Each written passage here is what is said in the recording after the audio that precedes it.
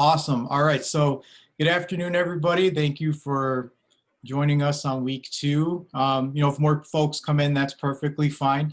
So I know last week, Mark Shapins and I did that together. I will admit last week I was actually fairly under the weather, hence why we why we did a co-teaching session. My voice was pretty out of it. So I'm back on full swing this week, thankfully.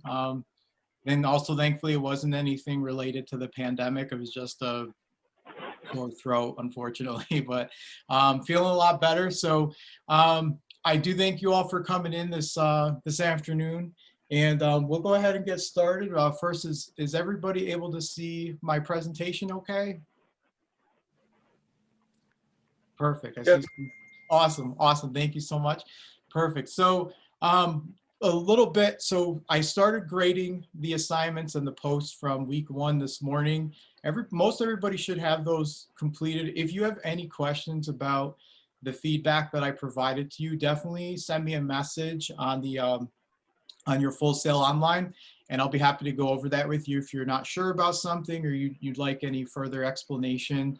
But really, I'd say just about everybody did a really fantastic job. So thank you for putting in that work. I know with the holiday, that can be a little bit jumbled. Just we give an extra day, and you take that day off to spend time with family, myself included. So hopefully you guys all enjoyed that, and I'm looking forward to what we're going to go over this week.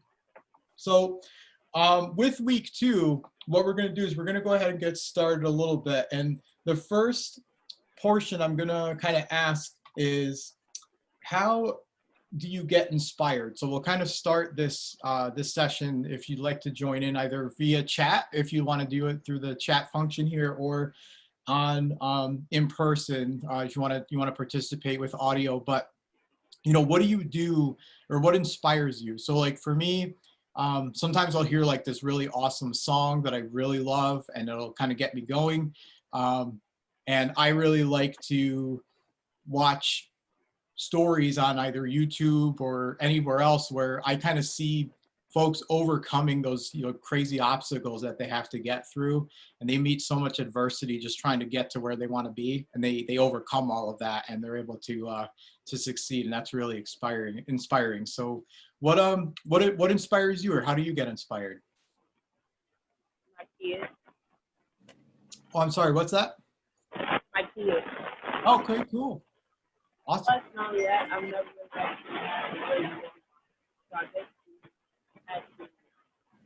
All right. A lot of stuff. Awesome. Thank you so much. How about anybody else? Anybody else want to contribute? I mean, I watch movies to get myself inspired, like Whiplash, or that scene in Birdman. Whenever Birdman comes out, yeah, just like scenes that get me amped. So, yeah. Awesome. Hey, look, wherever you can draw inspiration from. I know some folks, I have no shame admitting I'm a bit of a nerd, so sometimes I'll find a video game that's absolutely inspiring as well, just like the story and the character development and whatnot. So wherever you can find it, that's perfect. But I will give a little bit. Let's see. I see Ren mentions I listen to music or read fictional books. That's awesome. Yep, I know a lot of people that find a lot of inspiration in in books, especially in fiction. I mean, look at Lord of the Rings. That's 3 books of this poor guy trying to drop off this, trying to destroy this ring that's causing so many issues and things, and 3 harrowing books of him just trying to get to his end goal. That's really awesome. So cool. So that kind of leads us into what we're going to be talking a little bit about today. So the one question I always ask is, how do others get inspired? So think about that for a minute. How do other folks, or how do you feel other folks maybe get inspired? And the thing to keep in mind with this is, you may not know the answer, and it's actually not really easy to recognize that, because other people, it's tough to see or maybe know how they get inspired because you are not those people. So what inspires you and I are completely different from what inspires other people. Somebody might just be happy with a cup of coffee and say, if I wake up with a cup of coffee, my whole day is full of inspiration. Whereas somebody else might just not have any at all. And that could be kind of a, like a tough cookie to crack. But so that's one of those things that we're going to kind of be like discussing a little bit more into detail today. So just keep that in mind. One of the things that we kind of try to imagine here is, especially when it's pertaining to audience, I saw a lot of discussions in our week 1 posts about, there are a couple of experiences where it's like I had to do a performance or a presentation in front of 900 people, or I didn't really know my audience too well, or I wasn't sure. So the thing to keep in mind with this that's a little bit interesting is a lot of folks when they're giving presentations, myself included, when I first started, I was really thinking like all eyes are on me. And I thought I was the star of the show because of that. So you have how many eyes looking at you and how many people are, you think like, oh, they're silently judging me and they're doing all this stuff. And I'm the star of the show. But on the flip side, it's really more like you're treating your audience as king or as the hero. So I want you to imagine kind of like you're maybe the advisor to the king, or maybe you're the mentor in that story where they're the hero. You're kind of guiding them along. So one of the things that you want to keep in mind, we were kind of referred to, you'll read some of this in Slideology, the book by Nancy Duarte, but they don't really sometimes come to the presentation to see you. They really want to find out what you can do for those folks. And so it's kind of like they're kind of seeing like, what can you say that's going to be, and I know we mentioned this a little bit last week, but what's resonating from your message with that audience that can maybe inspire them to change, and will that change? And I know that's a little tough sometimes. People come with their preconceived notions, and they come with those, maybe those preset judgments and things that might be a little bit difficult for them. But part of that delivery is really kind of seeing what you can tune into with that audience. So you want to keep that in mind, that there are ways you can do a delivery to actually make somebody think a little bit differently about something that they think about. Maybe not change their mind completely, but still get them to think about it in a different light. So the big question a lot of people say now, how do you connect with your audience? So where this is, again, a little bit tough is it's hard to sometimes inspire the audience if you're not really sure, but there are a couple things that we can do. And one of these things, and I saw a couple of you mentioning this again in the posts, but there are elements that we're looking for that can help. One of those things is kind of similar to a story. You want a beginning, a middle, and an end. And we'll explain, sorry about that. We will explain why where is that? There we go. Okay, so you're gonna look for I like an identifiable structure, characters, and kind of like think of like a buy-in or an intrigue. Like, what are you doing to get that? And what I want you to imagine is I have a, my girlfriend has a daughter, like they're going to be, my future family very shortly, but she's 5 years old. So she tries to tell me a story and it's all over the place. And I don't know if some of you can relate, but if you ever had tried like a small child trying to tell you a story, sometimes there really isn't a beginning, middle, or end. It's kind of all over the place. I've been to presentations where it seems out of order. So maybe they have a really strong buy-in, but it's maybe not until the end, or maybe it's somewhere that's out of place and there's not really much structure and it can kind of fall through the cracks, especially when you're trying to deliver a message, or, in this case, what idea are you trying to sell and what call to action are you trying to make your audience try to do? But the other thing to keep in mind is you are also part of this as well. So you're not, again, remembering that you're not the hero, but you're the mentor or guide. So how you present your ideas and yourself really does matter. And I saw that a lot in your TED Talk analyses over the break or over the assignment. So you really focus, I saw all of you really focusing on what the presenters did and how they presented themselves. And that really can make or break an audience. I've shown up now here, dressing up right now, I'm more business casual. I know that profile picture I have is a little bit more me in business attire. When I go present, depending on who I'm presenting to, if I go to a CEO, a place full of CEO executives, yeah, I want to dress up really sharp and make sure that when I'm presenting, I look okay.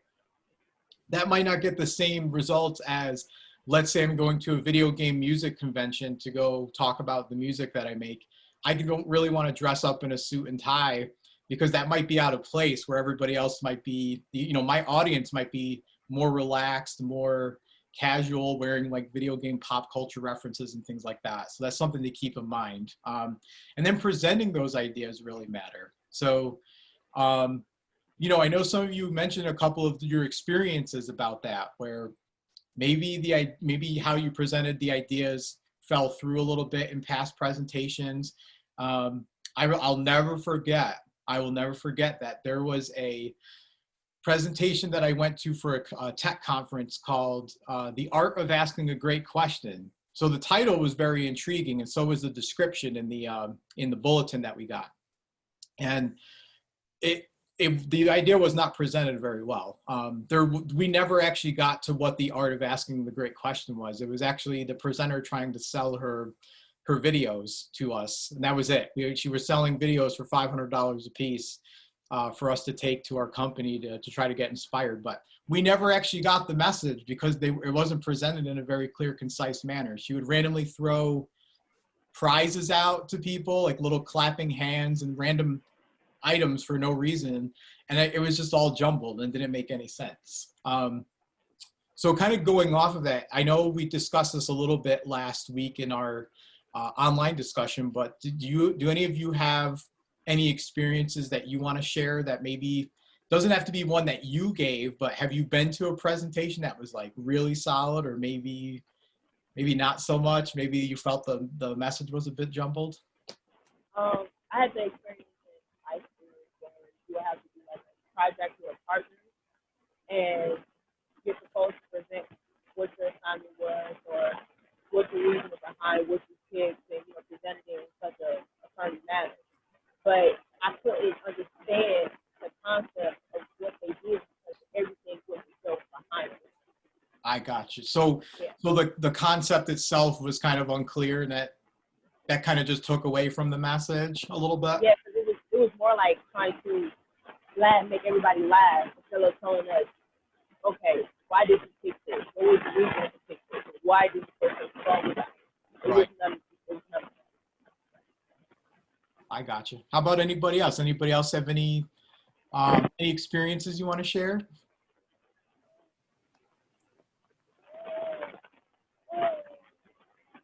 It's okay if you're not in the mood to talk today. No, I know it was a long weekend, so please don't feel like you're forced, but that's perfectly fine. Don't worry about it if you don't feel like it. If you want to include it in the chat for a little bit, I can read those off too. So just keep that in mind. No feeling like you have to participate if you're not ready for it yet. That's perfectly fine. Okay, so this is kind of where we're leading a little bit into some interesting, kind of interesting concepts here. So we're going to start talking about personal branding, okay? Because this does tie in, and this doesn't just tie into presentations. You'll start finding out, I know, again, like last week when we kind of discussed this, and some folks said they absolutely despise presentational speaking. They don't like the idea. But I want you to think about even going to an employer, like you're getting ready for an interview, keeping in mind that social media is a powerful tool. So people can do their due diligence and kind of find out about you based on what you're doing, and based on your posts and things, depending on your privacy settings, that can really affect the way an audience treats you. And even if you imagine interviewers as your audience, you're still presenting something about yourself, and the buy-in is why you should hire, why you should get hired.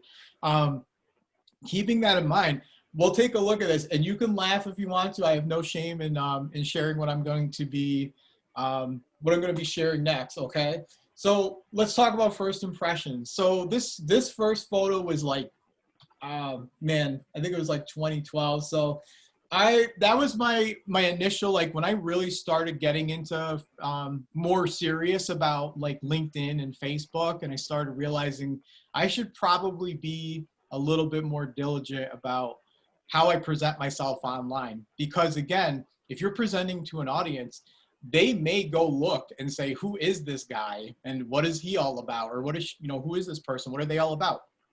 They can kind of do a little bit of homework to potentially do that. And remember, this is in people's nature, that they're kind of sizing you up to make those similarities and differences clear as possible.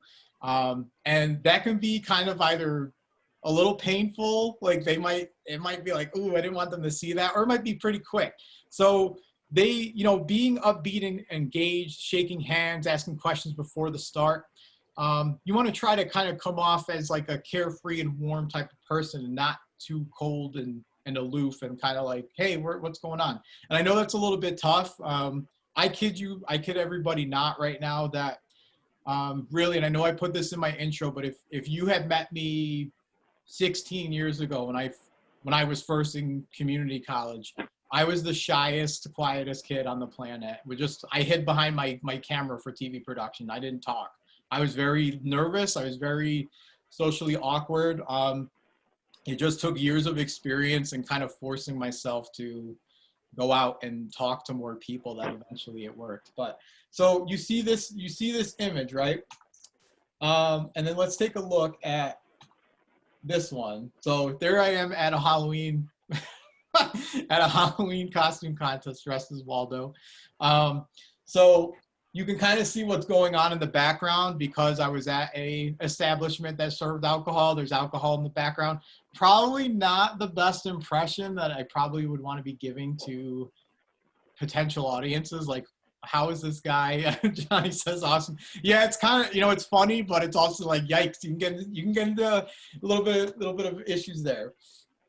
So, but let's go ahead and then go to the one that I have now. So, well, that is really the more recent one. I know the one I have is different from on my profile picture, but I know I look a little bit stern in this 2018 photo, but that's typically how I present myself. I'm not really like mean. I just think a lot, and that's the face that I give off. So you can kind of tell, like, over the years it's changed. Now I put no in the middle because that's not really if unless I'm going to that kind of establishment and going to that audience to present whatever, like things on alcohol lovers or like mixed drink emporium or something, I don't want to present that to folks where that's the audience. My audience is going to be looking at me like that. So you always want to keep that in mind, that it's a little bit kind of, wary, being a little bit wary and mindful of that you're doing a little bit of research on your audience, but they're also potentially doing some research on you. So just kind of start keeping that in mind as we're going through the course, because that's going to help you kind of think about that kind of stuff. How are you presenting yourself? Is that affecting your confidence? I know I saw some of the students that were participating mention that self-confidence is a little bit something that they're struggling with. How you present yourself off the presentation can actually affect how you're perceived by your audience and your overall effectiveness of your message. So Nancy Duarte mentions this. It's also very important, but she explains that the audience learns a lot about you based solely on how you appear the first time. So what are your, I guess, like, just read this for a sec. You don't have to respond immediately, but what are your thoughts about this quote? So let's say last week I know some of you mentioned this, but you had some first impressions of your instructors like Mark and myself. I know my intro video helped. I had a few folks message and say, hey, thank you. You seem more personable now because now I have an idea of who you are. But what were your maybe first impressions, like maybe just first hopping into the Zoom session last week? Were you like, who are these guys? Who are these clowns? Like you could be honest if you weren't sure what to think. You can go ahead and freely freely talk. So. Missed it, but I didn't get it. Oh, what's that? I'm sorry. I didn't get to join it. Oh, I'm sorry, Dashanika. I think your mic is having a little bit of difficulty. I said I didn't get to, like, I didn't get to. Can you hear me? A little bit, yeah. You're a little bit of static there. I'm sorry.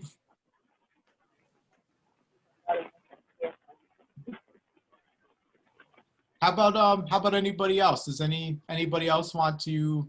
Again, if you want to type it in the chat or you want to do your input, what are your thoughts about this quote, even as a whole? Or like I said, if you had any impressions last week and have those changed since last week, like how are your thoughts like after the first week of class and how you feel like this class is kind of going and just your basic impressions of myself or anybody. So. Okay. At first, I really didn't know what to expect because I never actually been to a university, let alone a technical university. But after my first assignments, I feel like I feel a little bit more comfortable now, a little bit more. I have more of an understanding on what I am expected of. So I feel like that's really important. Awesome. Yeah. Thanks, Eric. Yeah, that's I tell you, and even if you down the road, let's say you finish at Full Sail and you want to further your education at wherever you end up, it's kind of scary everywhere you go. When I went into graduate school, I was terrified. My first class was rhetoric, and I had no idea how to even explain what that was. And my professor was very difficult. I never met him before, and I was pretty nervous. And then I kind of eased up after the first couple of weeks of class. I started realizing how same thing, what's expected of me and what to expect. And I see Dashanika mentions in the chat, I missed it due to internet issues, but you did watch the video, and that's fine too. I actually know a lot of people that the timing for the class is sometimes a little difficult, but you know, the beauty of virtual learning is we can record these. And when we record them, we have the ability to have our students view them in the case that they're working or they just, like this instance, you have some internet issues or something. So that's perfectly fine. And that's great. You know, and again, when I first took a public speaking course in college, I wanted to faint. And that was just, you picked, we didn't get to pick our topics. It was, here's your topic, here you go, you've got 3 minutes to deliver the speech. There was not really much in terms of visuals. And some of the classes I took were really just, hey, here's how you use PowerPoint. And that's, you know, I know we kind of mentioned this a little bit last week, but this class is more focusing on your actual delivery and the things you can do. So we won't necessarily teach you you're not going to learn how to use PowerPoint in terms of your audience. As far as like the basics, you'll just learn techniques and things that we'll be diving into more throughout the next few weeks, what you can do to really create a positive impact. And that's going to tie in with the first impressions. When let's say you start out with, you see those, like, you know, I saw some of the TED Talks that you analyzed, and some of the images that they used really like elicit those emotions and tap in. And that's a good first impression when you see somebody with a solid image and you're like, wow, like this is pretty moving. So something to keep in mind for, you know, for future reference. And I know we kind of touched on this before, but social media, you know, this is something that, again, they can use this and you can use this as well to kind of go back and forth on getting some impressions of your audience prior to you doing the presentation. You know, it's just like I mentioned before, you go to a job interview, let's say, again, Full Sail, you're done after you finish, you graduate, and you have that first couple of interviews with your potential employers for a job you really want to dive into that career. You're probably not going to go in unprepared. I'm sure you'll be doing your homework. little bit of LinkedIn research about who you're going to be interviewing with, how long have they been with the company. Gets you to ask some of those questions that shows them that you're doing your homework. And it's the same thing here. I don't want to go to a Lego convention and talk about why I like hot dogs. What is that going to do for the audience? They don't care. They're there to talk about Legos. And I didn't do my research by saying, oh, they love hot dogs. How do I know that? I didn't do my research. So keep that in a little bit. Keep that in mind going forward too. So this is kind of bringing us into now. So we kind of talked about first impressions, but let's start talking a little bit about what's mentioned in Slideology. And again, the reading assignments were, they're not required of you to do before coming into these Zoom sessions. Those are for you to do throughout the week. So please, if you haven't read from Slideology yet, don't panic. You're not in anything, but there's a presentation ecosystem that they mention. So, think of it like a three-legged stool. There's a message, a visual story, and a delivery. Those are the things that really make up a solid presentation. I'm going to tell you right now, there was from my own experience, there was a history class I took in my 4-year college. And the professor, I kid you not, I want you to imagine this PowerPoint slide with just absolute walls of text. It was all text. There were no images. It was a giant wall of paragraphs of text. And this professor read verbatim every single thing on the PowerPoint slide. That was the entirety of the presentation. And it was very, very painful for that 15 weeks. I had to sit through that class twice a week for 15 weeks, crying inside because that's it. And again, I'm not one to really outwardly critique that much to a point, but there is a point where you can make your presentation, including these elements of a message, a visual story, and delivery. So I guess for you,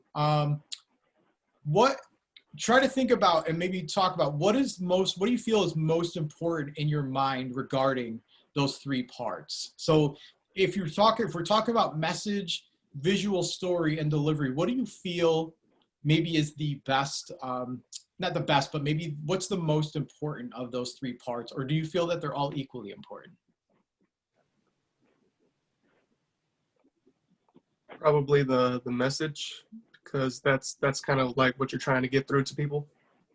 Yep, that's awesome. Yep, messages definitely key. You're right, because that is something that you do want to get the point across to your audience, and you want to make sure that message is delivered so that they actually take action on that. And I see, Dashanika, you're writing visual story. So yeah, and that's also important.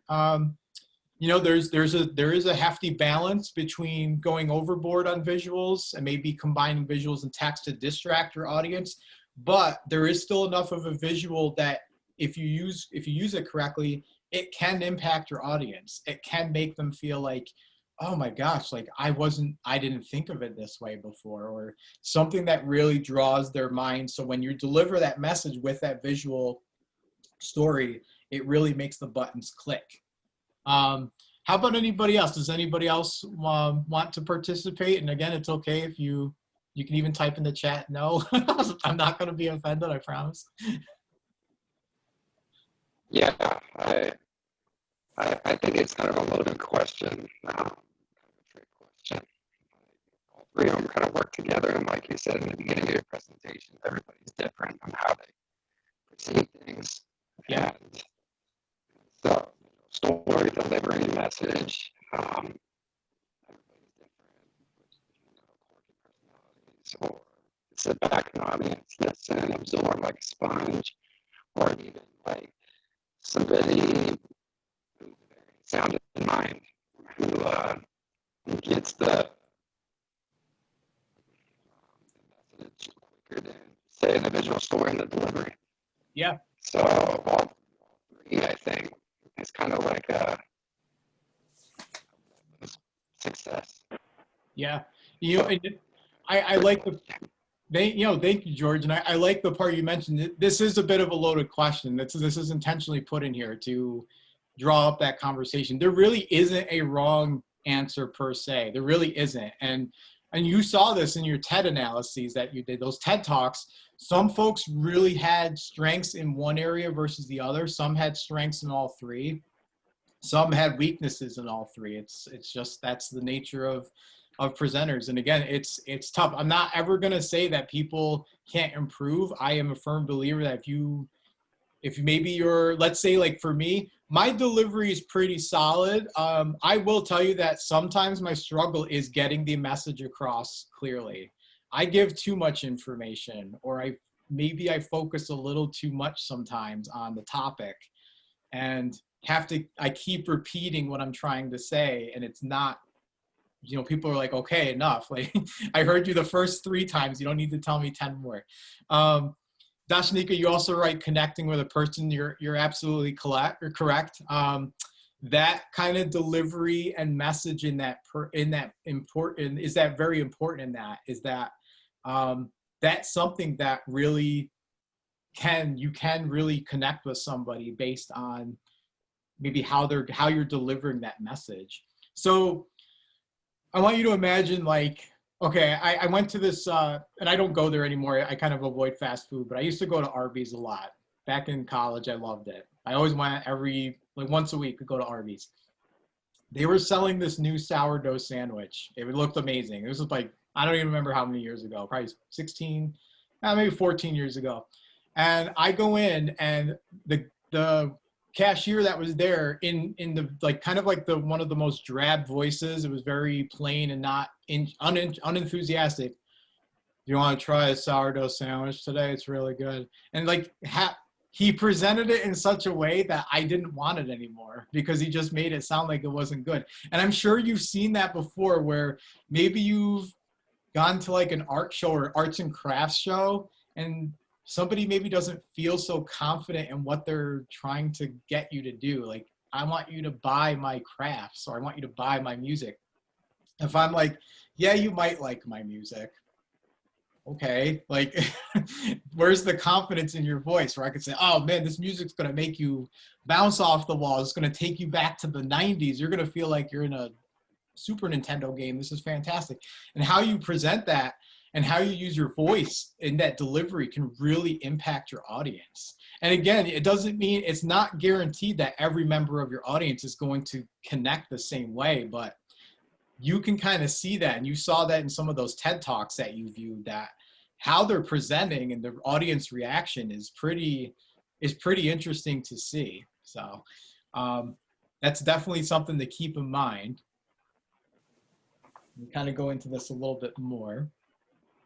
So what I want you to be mindful of with this is just keep in mind that message, visual, story, and delivery are important. Again, think of that. I want you to imagine that as a 3-legged stool. If you take one of those elements or one of those stools out, those 3 legs out of the stool, it's no longer stable. So there is that risk that you may not get the message across that you want to. I'm not saying that's guaranteed every time. We've seen in history some speeches that were given were phenomenal, that they didn't have all the visual, you know, technology that we have today. So it doesn't mean these are always a requirement, but there is, you know, really more to talk about there, that there is you know, pretty much if you're missing one of these elements or one of these key integral pieces of the ecosystem, it can make it a little bit less stable, and that can potentially impact the you know, the impact that you have on your audience and on your message. So.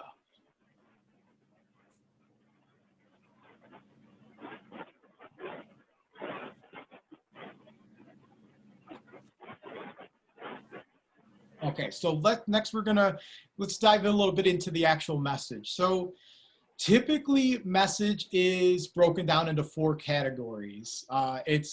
Typically it's audience, ideation, writing, and critique.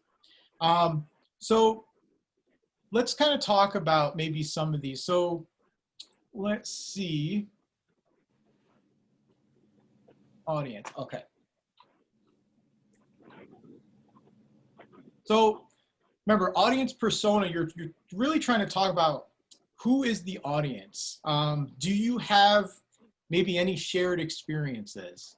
So think about that. And I'm not going to say that's always going to happen, but One of my probably scariest presentations I gave was at a technical writing conference. That sounds boring. I liked it at the time, but I kind of lost interest in it. But it was a bunch of CEOs and like high executives for all these Rochester, New York companies. And what was their common goal? They were all interested in working virtually. This was 2008, so it was still, I mean, it wasn't brand new, but it was still kind of up and coming, where Skype was starting to blow up and Zoom wasn't really a thing yet. And it was kind of quiet down, but I had to really kind of understand who my audience was and kind of realize and recognize, based on who's coming, and they're all from like Xerox and Kodak and all these, you know, pretty solid companies that were kind of up and coming at the time. What was that common goal? They wanted to learn from me, what can they do to improve their ability to work virtually, especially overseas, where you're working with folks from, you know, different cultural backgrounds and from different countries, because that's a real thing. It happens in a lot of industries now. You don't always necessarily are working with people within the United States. Sometimes you are working with, you know, folks from different cultures and things like that. Think about this as well. This is pretty interesting, but I want you to think about the venue. So where is the presentation taking place? I have seen this before, and I know this is, you know, we can take this a little bit out there, but a little bit out of the, you know, the ballpark. But we had a concert that we were hosting, like a morning Mother's Day concert at my best friend's brewery, okay, up in New York. We hired a musician. She told us, yep, we have everything we need to play and to perform for 3 hours. She didn't ask us, she never came in to check it out prior, where she was going to be sitting. We didn't supply any of the equipment, and this was in the contract that we gave her. She didn't really ask us, hey, what do I need to bring in? So she really just showed up with her acoustic guitar, no microphone, no speakers, no wires, no stand to hold her music or her songs or lyrics or anything. And she actually got so upset that she just upped and left. And it was kind of a disaster for both us and our patrons at the time. And it was pretty upsetting that, well, you didn't really do your homework. So, and this is important, because you may have this great idea, and maybe you have, like, you know, I've had this happen where I'm like, oh, I got this best PowerPoint ever, and all of a sudden the projector died, and well, we don't have the projector anymore. What am I going to do? You have to kind of keep that in mind. What's the size of the audience? Where is that venue? How are the acoustics? Do you need to adjust your voice a little bit to reach a wider audience? Do you have a decent microphone, or do you have to really project your voice if maybe the mic and the audio system's not that great? And I know this is like the ideal situation. I know you're not always going to be given the benefit of having the time to always do this, and that's where it gets a little bit tough. But just kind of keep that in mind. And let's see. Okay, here we go. So don't mind so the audience. So for instance, content scope. I want you to focus on, you know, we're focusing on how much content will be covered. So let's see. So you want to kind of look at trend determination, which is along the lines of audience demographic. So what do you feel is important for that particular industry? So I love this screenshot on the left. That's one of the digital audio workstations that I always use when I make my chiptune music. So I want to think about that I'm looking for trends in my audience demographic and different, you know, what's important for the industry right now. I can't really go to a musical emporium symposium big presentation that's all about like classical music and using live orchestras when all I use is a digital audio workstation. I don't have the resources to do all of that stuff and hire a big symphony to do all of my composition for me. So you want to keep that in mind, that what's important for the industry and how can you relate? And very importantly, why are you uniquely qualified to be their guide? So what similar journey have you gone on with a positive outcome? Or if it was a negative outcome, what have you learned from it that you can still connect with some of those folks in your audience? So think about that too. I don't want to go in now. The picture on the right is feeding birds. That's a hobby of mine. I love going to the zoos down here in Florida and feeding the birds. I don't know why, but I'm no expert. So I would never go to an aviary conference and talk about how much I love birds. I am not qualified by any means. I have no background in it. I could probably do some research and wing it, but my credibility would fall right through the cracks. And kind of keep that in mind too. Think about your qualifications that makes you a little bit more able to resonate with your audience. Like, I trust this person, and you'll start seeing this a little bit in when we go to discuss our week 2 discussion then assignment.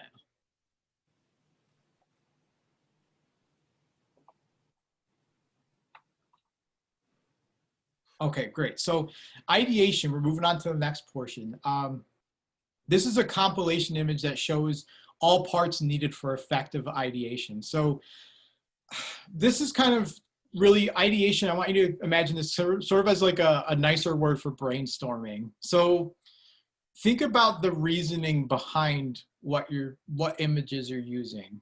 What is your thought process when maybe inserting an image into your presentation, or in including a certain word or joke? What is the reason to do that? Are you trying to connect with your audience and make them laugh? Is it there for a reason? Is there something that's going to tie into your message? And you might find sometimes that that's not the case. Maybe in some cases it doesn't need to be included and you can omit it.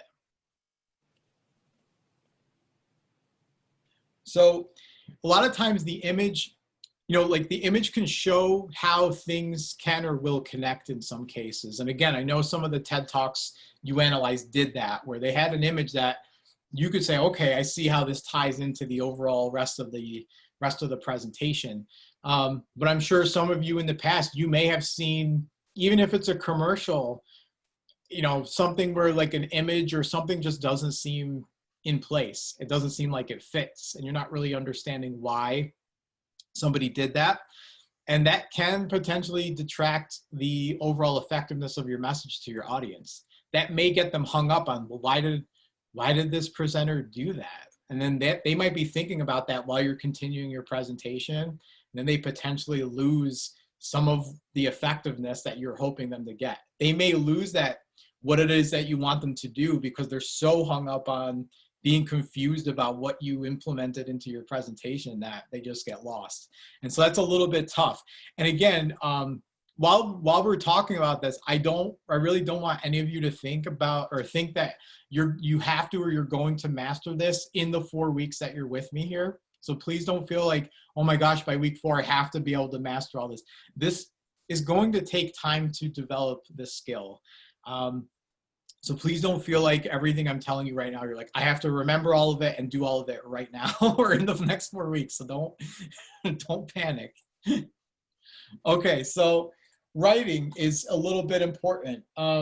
It's pretty important, I should say. Writing again is really effective for a presentation. You're getting some of those main points plotted out for your presentation. That doesn't mean I'm going to take my notes and read off of note cards in front of the audience. I've done that in the past and it shows. And I don't know what it is subconsciously, and I don't know if this is for everybody, but I will catch myself if I'm reading off of a script. If I'm not paying attention and being mindful that I'm reading off of a script, I have to adjust my vocals and how I'm delivering that speech.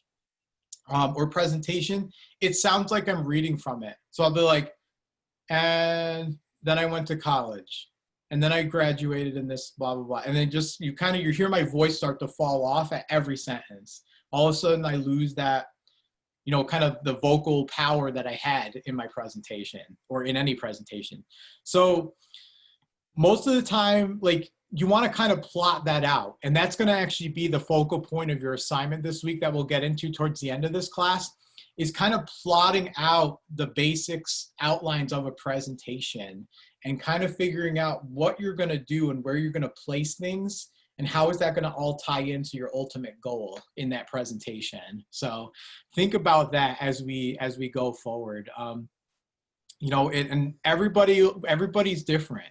You might be okay with having just basic bullet points on a script and kind of being able to, after with enough practice, you could use those bullet points and sound fantastic and very conversational. I can tell you right now, if I have nothing to go off of and I try to go off of absolutely no bullet points, no script, in presentations or videos I make on the side outside of my work at Full Sail, I drone on and it gets kind of boring and I start rambling and it gets a little bit tough for me to stay on track. And that can actually, again, take away from your presentation. And think about that too. Something to keep in mind with that is why writing is also important. You're structuring that outline. And let's say you know you have a time limit on your presentation. So let's say I have let's just say I have a presenter before me, and then I have a presenter after me, and we each have 20 minutes to present. If the presenter before me goes longer than 20 minutes, he or she is now cut into my time.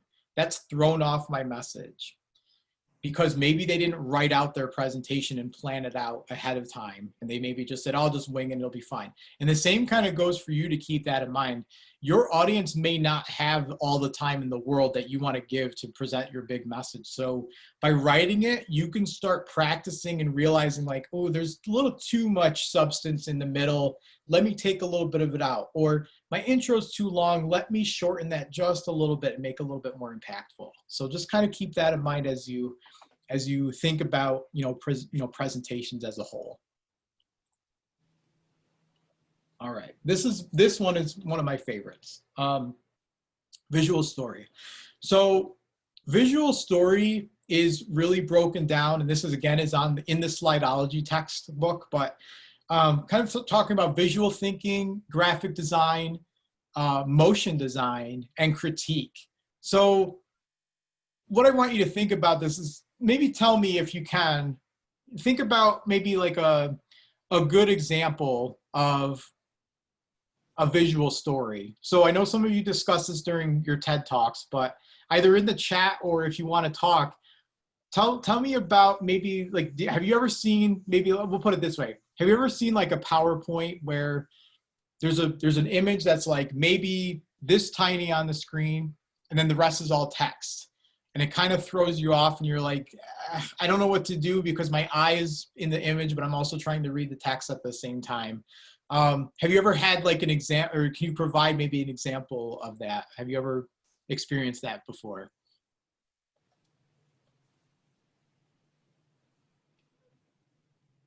And it's okay if you haven't. I know some of you are brand new to presentational speaking, or even if you've experienced that before, maybe you saw a presentation, you're like, ooh, that visual was of poor taste, or that visual didn't really work out like it was supposed to.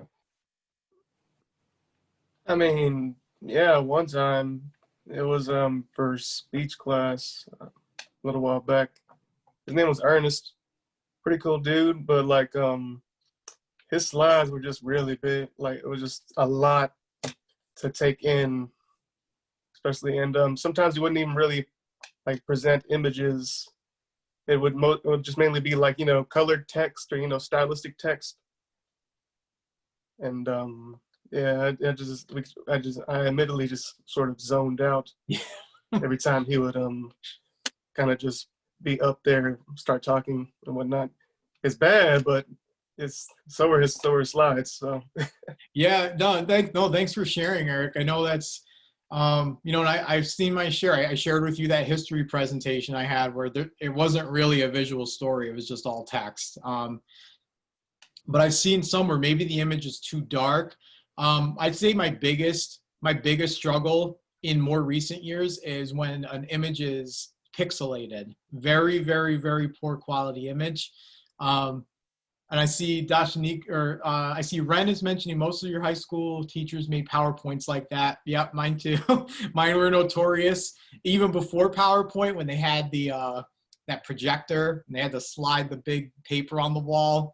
That was pretty rough. And they had you ever see those copies in like chemistry class or the biology class?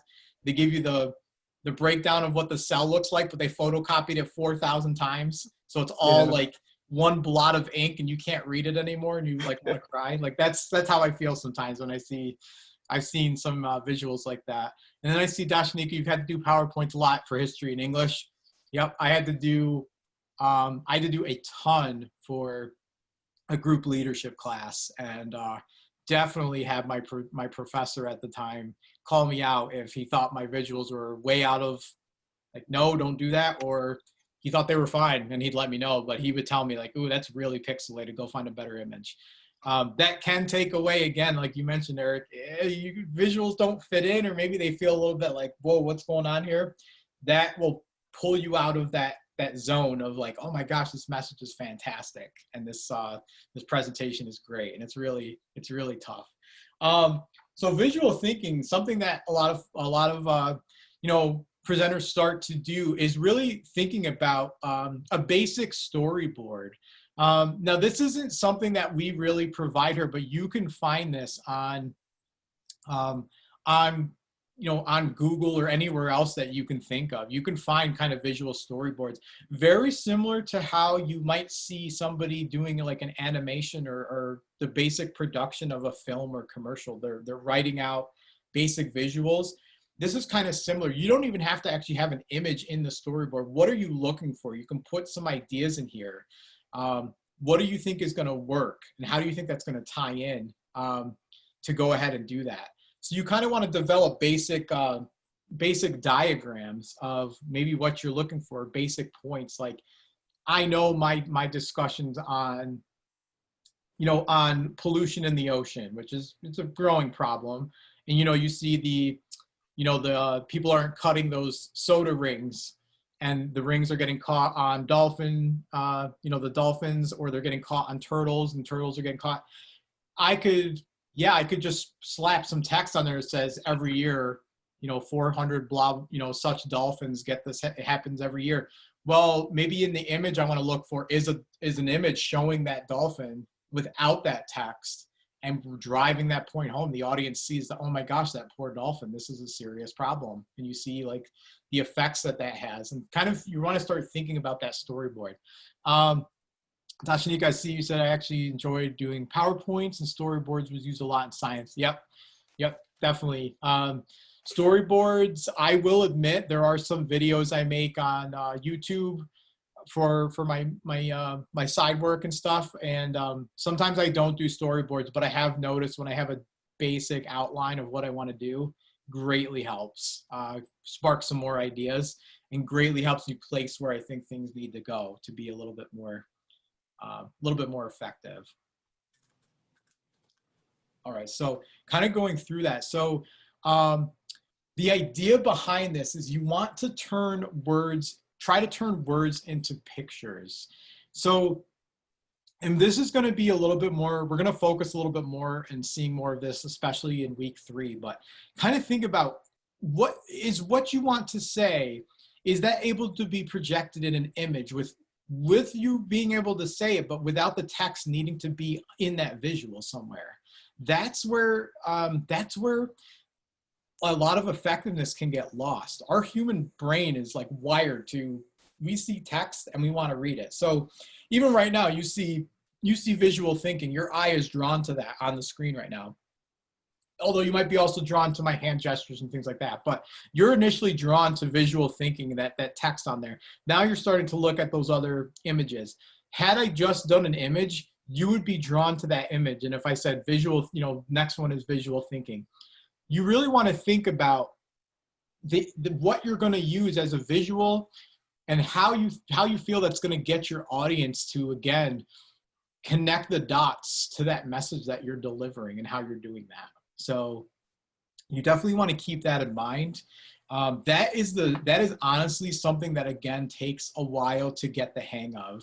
And sometimes it's hard to break out of your maybe what you've learned in the past. So when I was in high school, all I learned was, nope, images are too big. Don't use images in PowerPoint. You have to use bullet points, or you have to have the image really small and all the text next to it. Like, you're not allowed to just do a slide. They might have even told you you were limited to what, 5 to 7 slides. And you're like, well, what do I do now?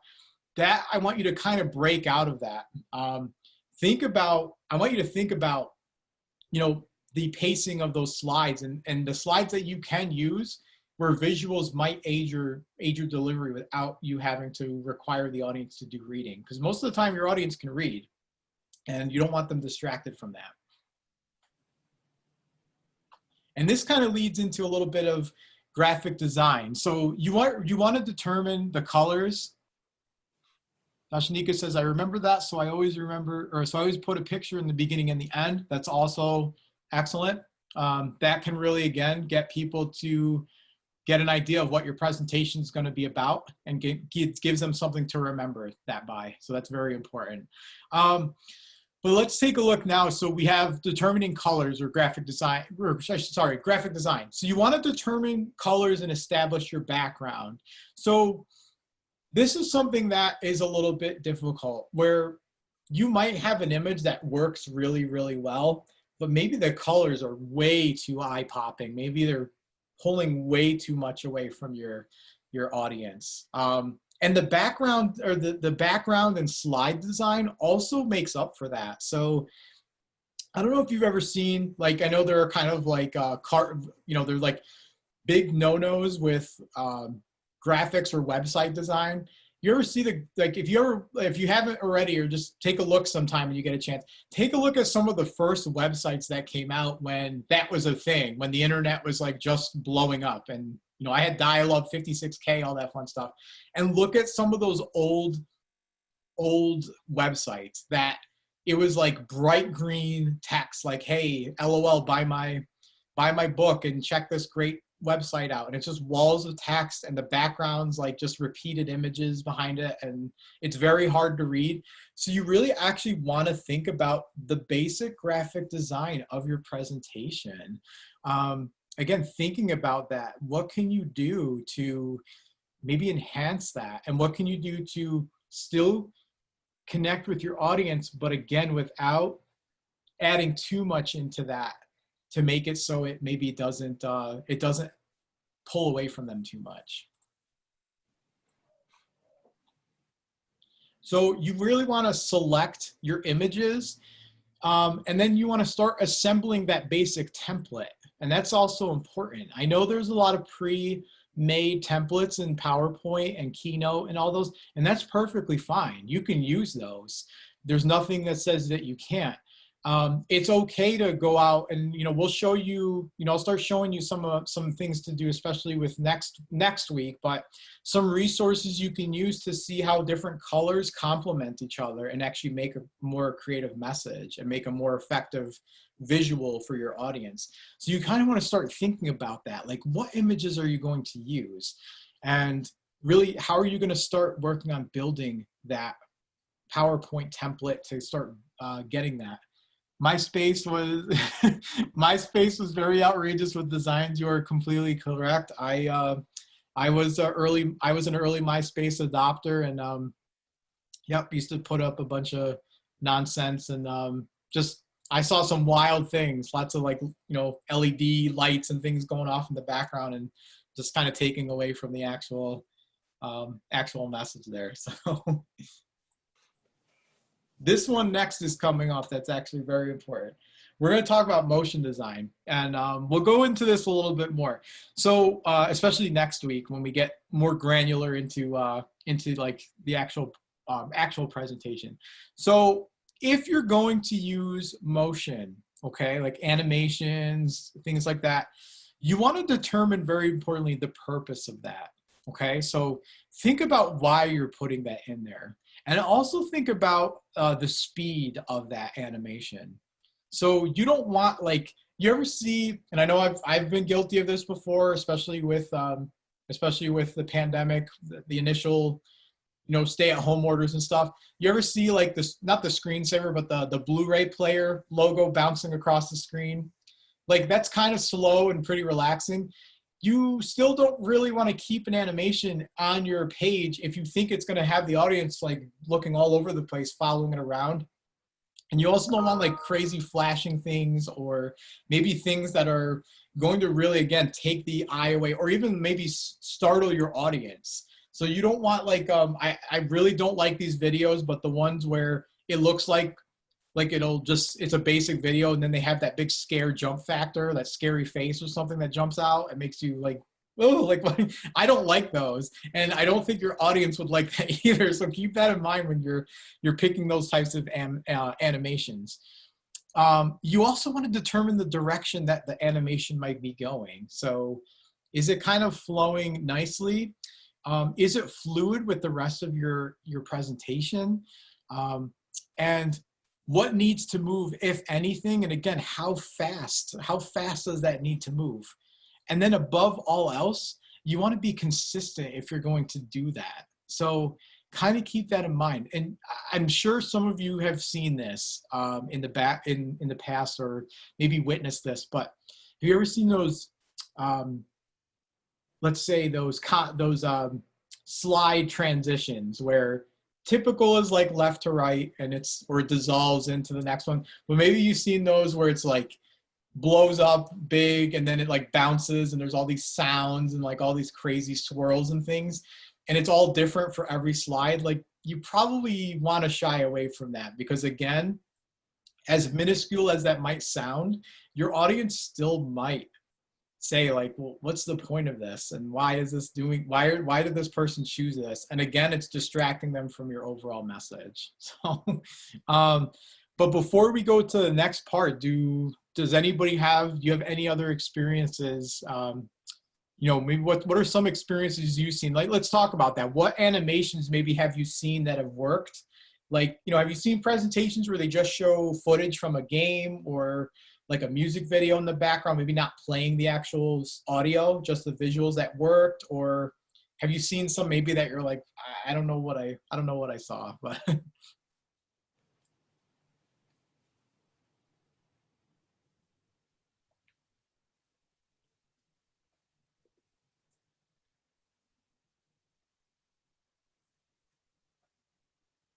it's definitely okay if you can't think of any right now. Like I said, don't worry. Kanye West video. Okay.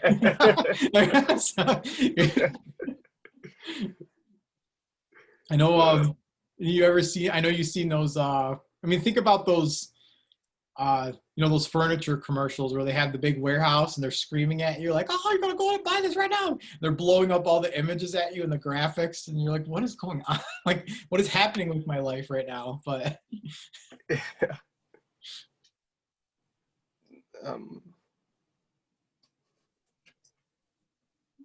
I guess like amateur YouTube videos. Like, have you ever seen one of those old amateur YouTube videos where they basically like a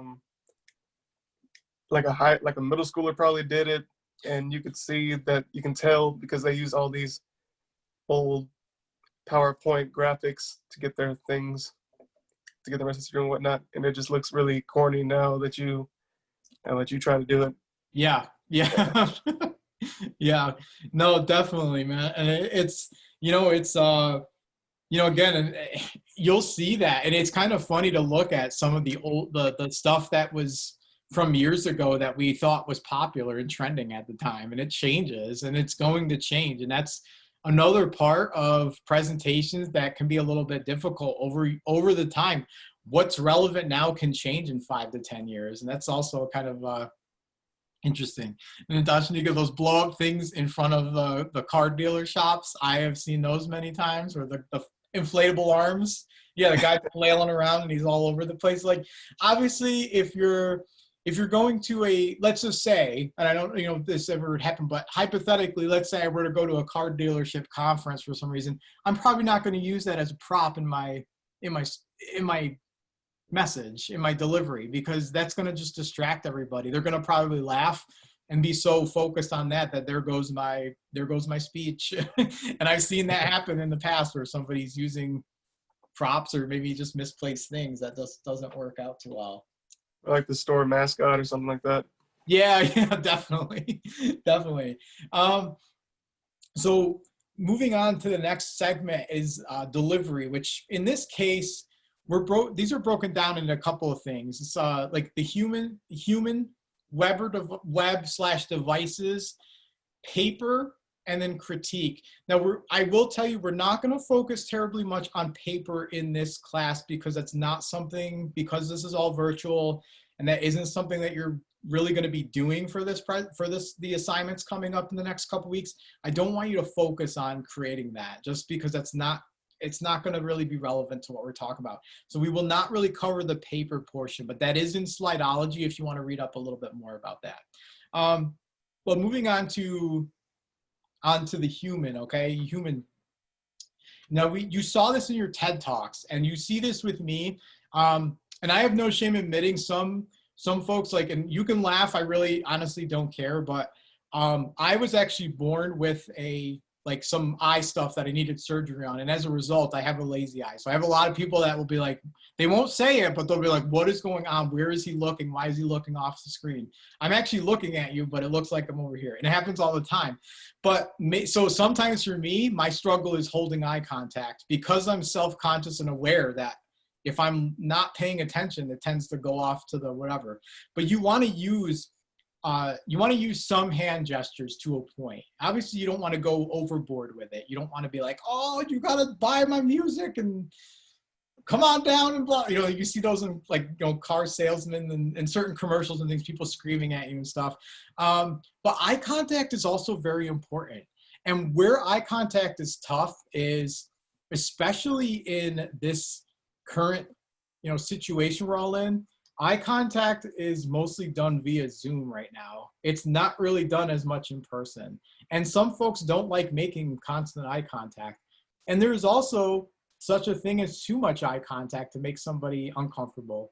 You give them too little eye contact, maybe it makes you feel like, oh, they're not really acknowledging me because I'm barely here. So there's kind of a fine line. And again, this is different for everybody, and you may have seen this in some of those TED Talks that you analyze, but it kind of helps to, and here it's a little different because I see you all in like a Hollywood Squares style setup on Zoom. But if we're in a classroom setting, I will kind of look around a little bit, like to each person as I'm talking. I'll try to kind of, I'm going to call it like divvying up my eye contact. So I'm making sure I'm not trying to look at one person or one group too much as opposed to others to make them feel less maybe engaged, or less that maybe, oh, well, the presenter doesn't really acknowledge me or want me to participate too much.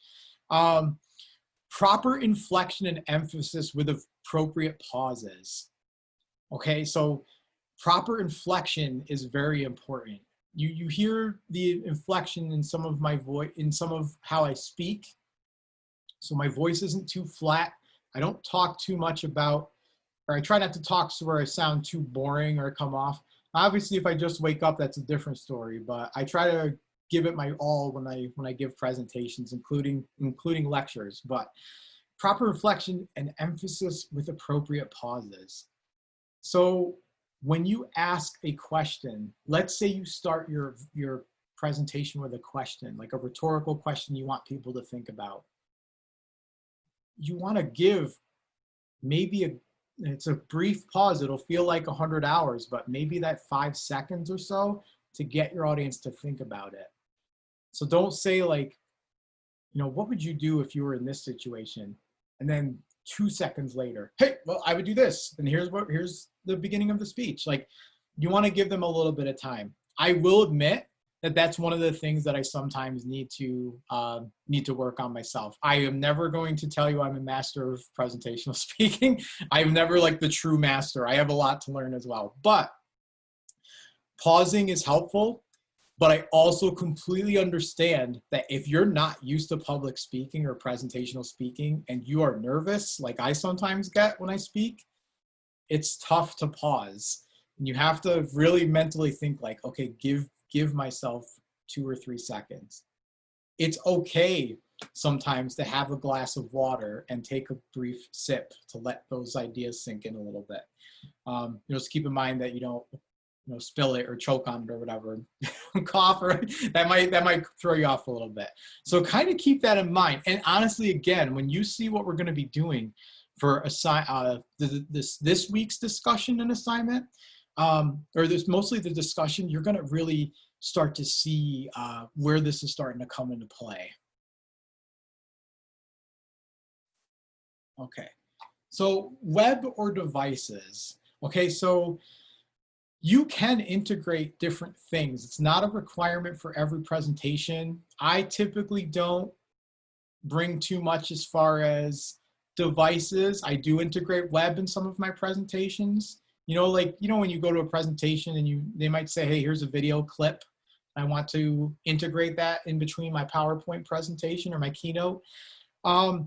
You want to really think about how you're going to be designing that interaction. But how is that going to fit in? How are you going to integrate that? And if there is recorded audio, what could you potentially do to maybe dramatize that a little bit? Let's say maybe your focus on a presentation is how you love creative writing and where that sends you on an adventure in your mind, and you're like creating this adventure.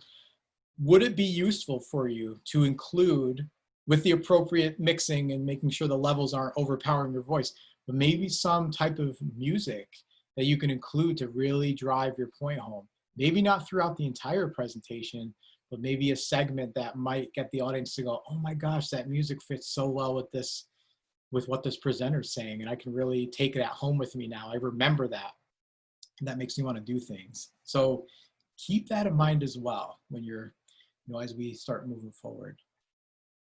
And real quick, before I move on to the next portion, I know Mark did this with you last week, and I'm going to do it again. Can somebody, even if you just want to put it in the chat, can you take a guess of how many slides we've gone through thus far? It's okay if you're wrong. I'm just curious to see how my pacing is going and to see if you can see how the presentation's going so far, and see if you're able to determine how many we've gone through. 10? Okay. Anybody else? 14?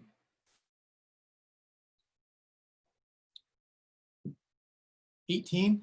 You're all pretty close. Believe it or not, we are actually, if you include everything from the beginning and the text in between, we're actually up to slide 29. So, and again, this may not feel like that. And I am keeping an eye on the time. I know we have till 2 o'clock. So I know, right? I know Johnny says, oh, wow. Yeah. And this is one of those things that creates a powerful presentation. Quantity doesn't always mean you can have a large quantity, and if done effectively, you could not even realize how many. It's kind of like when you see a long movie, but it's so good that you don't realize it's 3 hours long. You're like, what happened? Where did the time go? And it's great because you're so engulfed into the movie and drawn into the characters and everything that it's fantastic. So this next part is a little bit tough. We're going to get more into this next week, I believe, or it's going to be, I believe, next week. I'll take a look again and we'll cover that. But critique, okay? So this is the part that makes some people uncomfortable. And I will tell you right now, I struggled hardcore with this when I first got into college. Critiquing, getting feedback, giving feedback. Have you ever, I want you to imagine, like, you ever send out like a really thoughtful, let's say a thoughtful like text message or email or Facebook message to like a friend that you haven't talked to in a long time? Like, hey, it's been like a couple of years. Hope you're doing well. Here's some updates. Let's catch up. Like, what time are you free to talk? And then they reply with LOL, and you're like, ah. Or it's the same thing when you know, if you're getting feedback from me on your assignments, if all I wrote was great job, and that's it, how would you know how to improve? You would not know. And that would probably make you feel like, oh, like, is he truly invested in my well-being and my development here at Full Sail? Yes, I am. And that's why I avoid doing really short responses. I try to show you that I want to give you feedback to really help you. And I've seen this a lot in your discussion posts, those replies. Please keep doing what you're doing with those. because that's not really necessarily a critique, but you're kind of drawing off of experiences and doing that. And kind of building up to have other people respond. So we have been critiquing the good and the bad, okay? And this plays a really big role in all three legs of that stool that we discussed. So the message, visual story, and delivery are all subject to being critiqued. It is very important because it also provides that useful feedback to those people who need it. So I have given some really heartfelt speeches before, you know, with my past, whatever struggles I've experienced and overcome, things I've witnessed in my life that I had to, you know, kind of deal with and get through. And when I really do want feedback, to ask the audience, like, hey, how did you think I did? Or what do you think I could have improved upon? And they just go, great job, loved it. And there's nothing else to go off of. It's a little tough for me to maybe fine tune that a little bit. And it's the same when you give messages or give feedback out. It's okay to, even if something is really solid and you do feel it gets a 10 out of 10, I love it.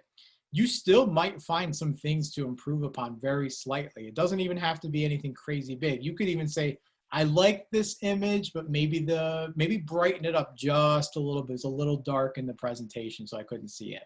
Or this text font was a little bit iffy. It wasn't drawing my attention. It was a little bit out there, and it kind of took away from it. So let me take a look here. So I guess in that case, what are your, if you want to talk about this, you know, we can talk a little bit if you're comfortable, or if not, that's okay.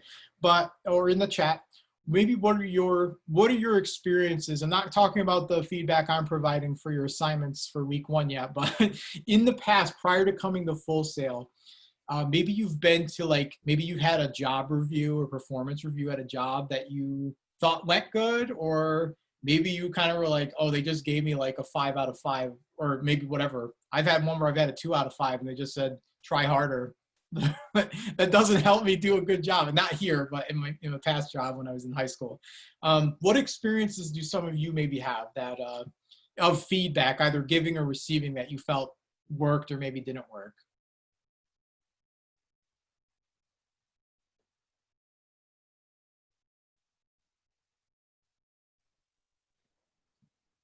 I guess I'd start off saying texting sucks. Yeah. And I tell my friends and colleagues, like, you can't feel the emotion through text, so don't be fully invested. Yep. No, you're right. You hit the nail on the head, George. I'm a big proponent. I can tell you that sometimes I will tell my girlfriend if it's something that's really, if it's big into like a conversation that I feel needs to be talked about on the phone, I will say, can we call and talk about this?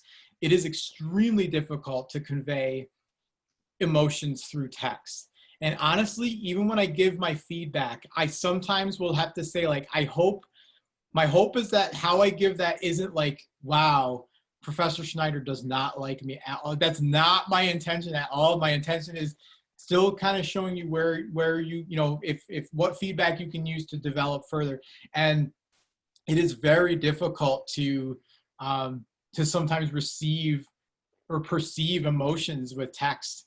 And I'm a big person where I use smiley faces a lot in my text to make sure people understand that I'm maybe joking or I'm in a good mood. If I just write good morning with a period at the end of it, somebody will like, uh-oh, is he mad? No, I'm just saying good morning. I don't mean ill will towards you. I see Dashnika says sometimes trying to make a joke during an interview isn't always a good idea. Yeah, and that can be like kind of instant critique, Dashnika, where they might be like, it fell through. I've had it where I've attempted to connect at an interview a long time ago. I was like, yeah, one of my friends works at this establishment and this organization, and they told me to apply. And all the interviewer said was like, okay. There was no like, oh, who is it? That's great. It was just a flat, okay. And yikes, they didn't care. And I felt really awful. Ren says, sometimes I ask my friends to beta read things I've written, and one of my friends didn't give honest feedback because they were afraid of being mean. Yep. I'm going to tell you right now, when I first started out started composing video game music like 4-ish years ago, I didn't know what I was doing. I self-taught and I didn't know what was going on and just started playing around. If you listen to some of my early stuff, you can tell a big difference from then to now. But I joined a feedback group where I had a lot of people just saying, you did great, great job, great job. And I didn't have anything to go off of. They didn't really like everything, but they were, again, too afraid to sound too maybe mean or harsh. And I think what's tough is some folks are maybe a little bit scared of being too, when we talk about constructive criticism, maybe being too critical and not constructive enough. And I think there is a nice balance there. And that's where that's tough. You don't want to come off as too mean, and you don't want to come off as like, ooh, but if you want to keep telling somebody, there's ways you can add encouraging words to maybe feedback that's not that, maybe it's tough to give some feedback and receive it. And you still have that kind of like, hey, but with these in mind or taking this forward, going forward, this can help you. And Mark made a good point last week during our week 1 discussion. If you ever see feedback and you're like, oh my gosh, what did I do? It's okay. And this sounds very silly, but really try that fan method. Turn off your ceiling fan and just watch it very, very slowly go to a crawl and then stop. And give yourself that time to like, okay. And kind of envision that when you maybe receive feedback, or even when you're giving feedback. If you start to give feedback to somebody, especially next week, not this week, but next week's discussion is going to be giving you the opportunity to provide feedback to your fellow classmates on their rough drafts of their presentations. If you think it might be a little bit too like, oh, this is too harsh, try that same method. Pause a little bit, kind of read it again. If you feel it's too harsh, try to reword it. If you're not sure, you can certainly email me and say, hey, I want to tell this person this. Is this too harsh? I'm more than happy to give you feedback on your feedback and say, yeah, this works. Obviously, you never want to tell somebody, hey, this is terrible, and that's it. That's not going to help you improve if you just tell somebody that their work is not stellar, and it doesn't help either. So very good input, everybody. Thank you. I appreciate that. Okay, so we're going to kind of go into brainstorming guidelines. We're actually pretty close to finishing up, believe it or not. And then we'll kind of go into the discussion and then the assignment requirements for this week. So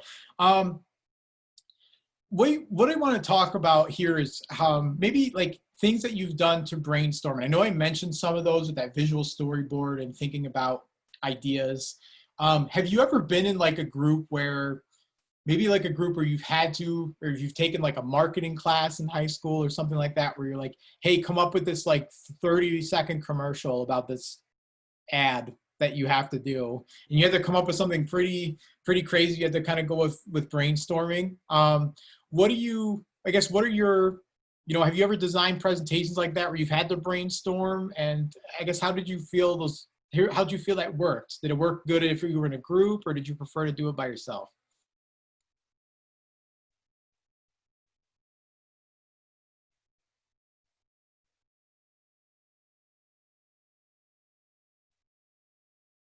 By myself. Oh, yep. Dashnik, I'm the same. I am a team player, and I'm getting better about brainstorming in a group, but I do prefer to brainstorm on my own, especially with that. But there are some kind of cool guidelines that we can go into, and these are not guidelines that you absolutely have to follow. These are just kind of things that you can kind of get a starting point, especially with the assignment that's coming up this week, where you're going to start at least just planning an outline and getting a little bit more into planning the outline of the presentation you're going to give. You want to really go ahead and start, thinking about some of this, what I give you. And again, you don't have to take this, like these rules one by one, and you don't have to follow all of these if you don't feel that they work for you. So rule 1, the first thing I always tell people to do is please try to withhold your judgment of ideas. So even if you think something is like, there's no way I'm going to do this, like there's no way I'm going to juggle whatever, I'm going to juggle props during my presentation in the beginning. If you think of that idea and you think it might work, don't withhold that, or don't tell yourself like that's not going to work. Like, you can try to do that. Rule 2 is very important. Try to encourage, I want you to, like, I'm encouraging you to, and even in any brainstorming session, wild, exaggerated ideas. Just think about things that like you would never think about. I'll never forget, like, I always imagine, like, who on earth thought of this wild idea to put chocolate chips in Eggo waffles when that first came out? When that was first a thing, who on earth thought that that was a good idea? But somebody in a brainstorming session said, let's put chocolate chips in waffles, and it works, and it tastes good, and it's not too bad. In this case, very important rule 3, quantity counts at this point in brainstorming, not quality. So please try not to focus, or don't focus so much on, is this going to work or not, or is this good or bad? If you have different ideas, start jotting them down somewhere. Or if you have a Word document open, start the basics of bullet points, or just basic ideas of what you think you can start doing that you think might work. If you're in a group, then build on those ideas put forth by other people. Now, if you're by yourself, I know that's a little bit more of a challenge. But again, if you have ideas, and I know the this week's assignment's that's gonna be coming up. That's not gonna be due until Sunday night at 11:59 p.m. But you can send some ideas to me prior if you're not sure. Like, I think this works. Do you think I could expand on this? You want to build that off of, you can. You also have the ability, as students, you can reach out to other students in your Full Sail Online. You should be able to message each other and kind of talk about, hey, I think this idea works. Please feel free to use each other as a resource as well. Don't feel like you're all, I know we're all kind of remote and like on in our own areas, but don't feel like you're ever siloed out. So that's really important. And this is also very important, and this is the toughest one. This is kind of where the struggle is. Not myself when I hear ideas from other people, but it's usually when I'm maybe in a group with somebody with maybe a more dominant personality, where they might say, every idea and every person has equal worth, and that's really important. I don't know if you've ever felt like you're in a group where they're asking you for ideas, and maybe you don't feel like you should talk because your idea is not good. Or you did submit an idea and you presented it, and then maybe like 2 or 3 people are like, well, that's, which I hate when people do this, but they're like, well, that's dumb, that's not going to work. That's not going to make you feel any better. There's a way to approach that, to just say, okay, like, we can kind of, we can jot that down and come back to it, and then you can kind of present why you think it might not be a great idea, or maybe can you pull parts of that. So just kind of keep that in mind too. Don't try to discount all of your ideas or other people's ideas when you're brainstorming.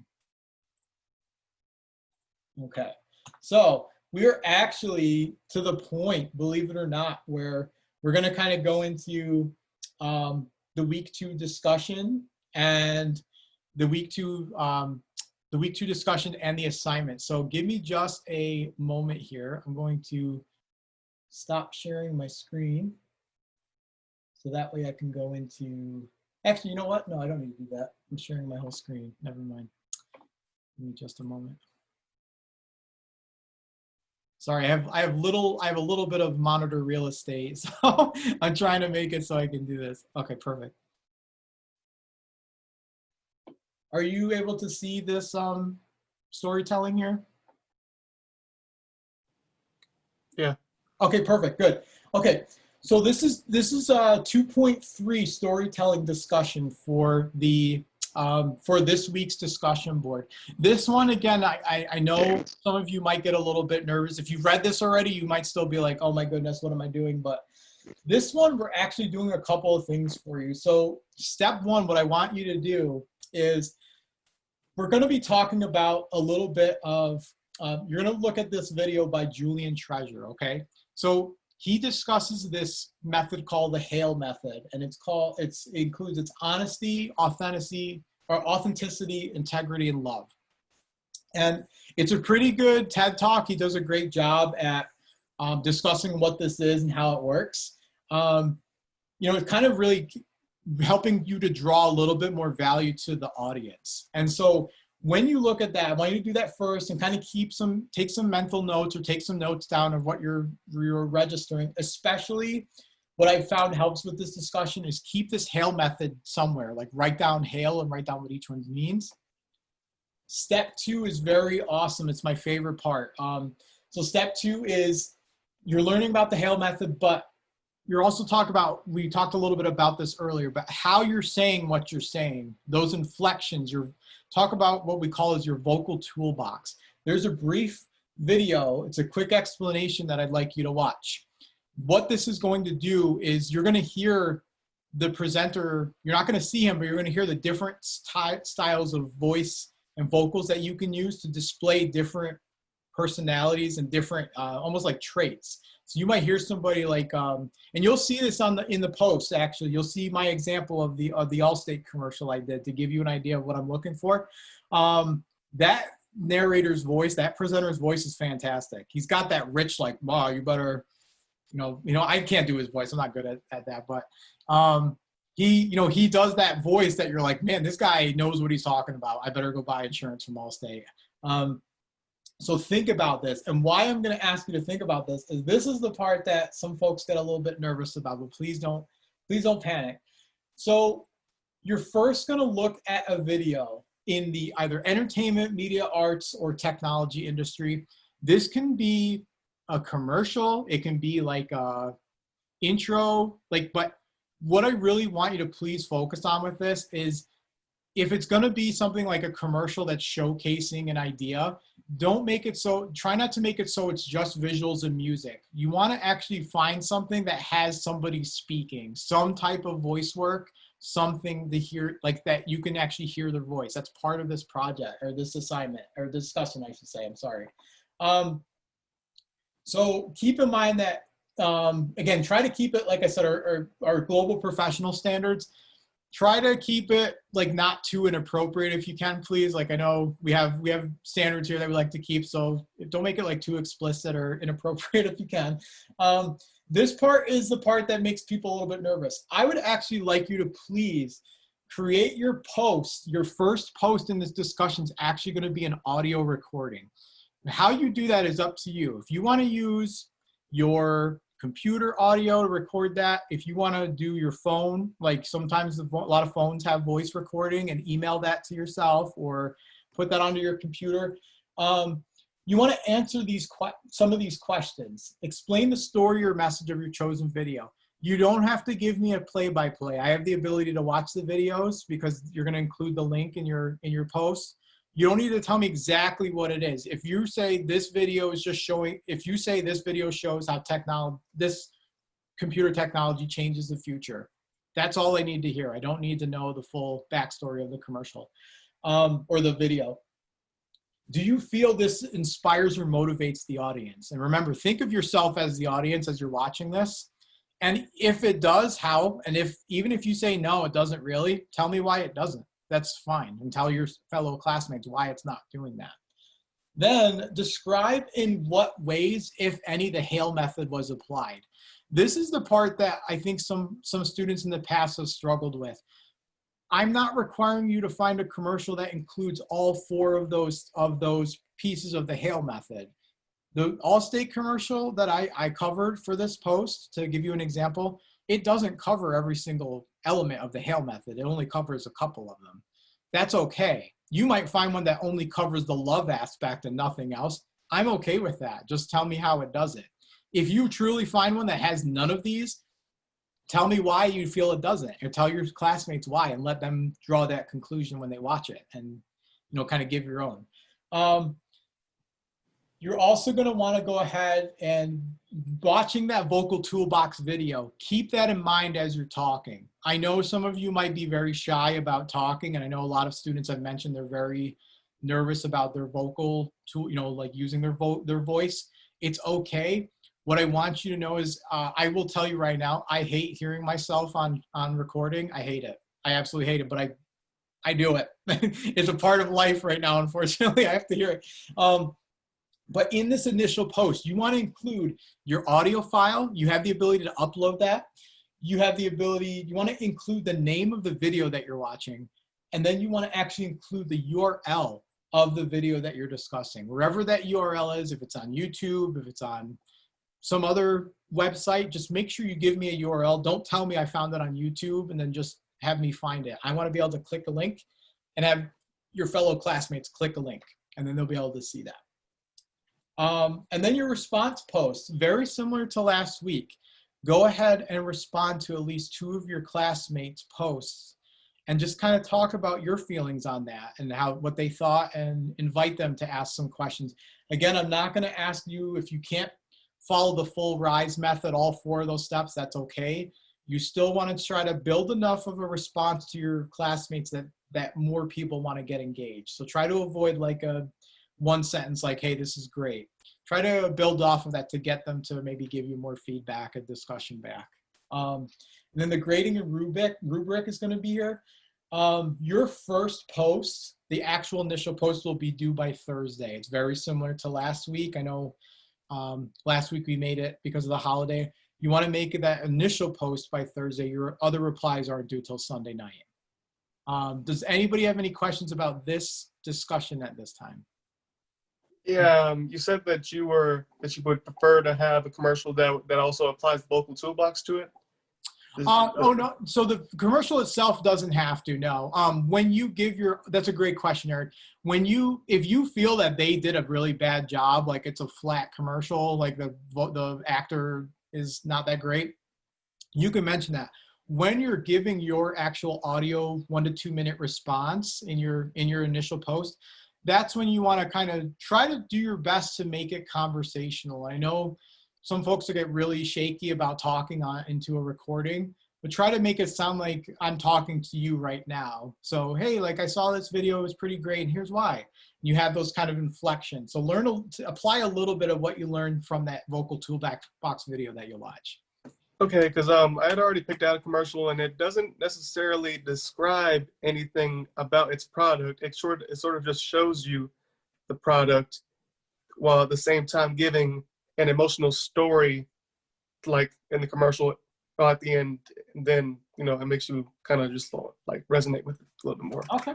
Yeah. No, I would say if you want to go that route, go for it. But if you're really not sure, Eric, if you want to send me, you want to message me the link to the commercial prior to you posting it. I'm here, like I said, my office hours are right until 5 o'clock every day, Monday to Friday. So please, if you want to send that over and tell me if you want me to give you some idea if that's something you should do, by all means, go for it. I'll be happy to help you with that. So I mean, I have something written down, but I just want to like make sure that I chose the right commercial. Yeah, no, definitely. And really, like, use your imagination. As long as somebody is somewhat speaking in it, or they're talking, I don't mind. Just don't. I've had some people give me like commercials where it's all silent. It's also just music. I'm like, that kind of works, but that's not we need to hear something to get the message across, as opposed to just seeing visuals. But does anybody else have any questions on the discussion portion of the of this week's discussion requirements? Sure, George. Yeah, just text me saying that our baby's due any day, and they catch me off Zoom, so I can see you guys on camera. So I'm wondering if I go back to the recording, I can see the layout of the discussion like you were talking about. Oh, I'm sorry, George. Your mic cut out a little bit there. Could you repeat that? I'm sorry.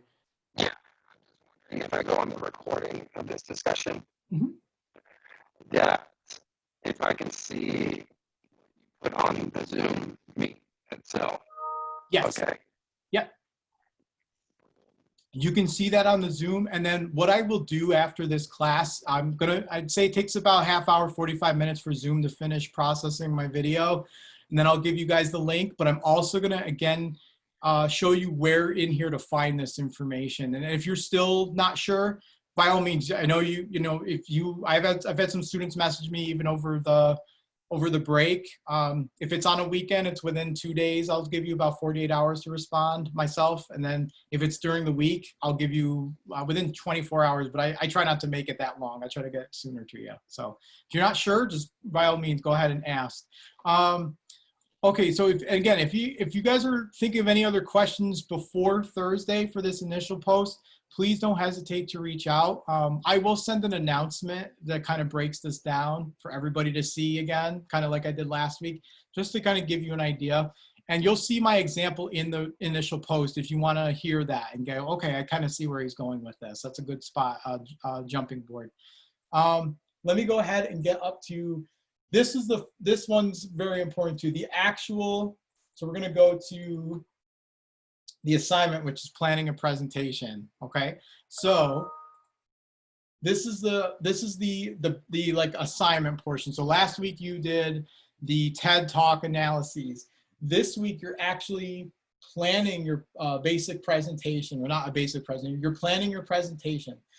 Why you're doing this is it's going to start letting you hone in as we move into next week, kind of more applying of what we're learning to the actual presentation. Is giving you the groundwork and framework that you're going to need to create an effective presentation. Okay, so in this case, you're not actually creating the presentation this week. I just want you to make a detailed plan for your final assignment in this course. And how you're going to do this is you are imagining, this is the part that I have some students will tell me I'm not sure what to do.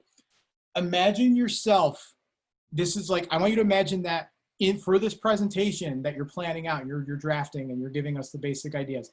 Imagine that you are finished with Full Sail. You've just finished your final month, okay? You've taken all the classes, you've learned everything that you need to learn at Full Sail. And I want you to